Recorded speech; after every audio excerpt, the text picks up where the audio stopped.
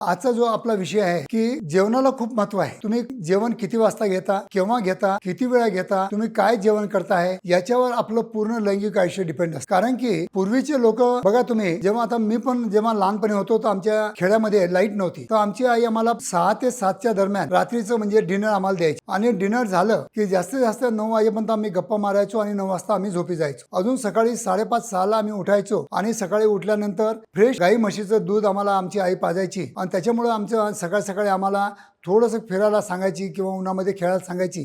त्याच्यामुळे आम्हाला vitamin D3 मिळायचे।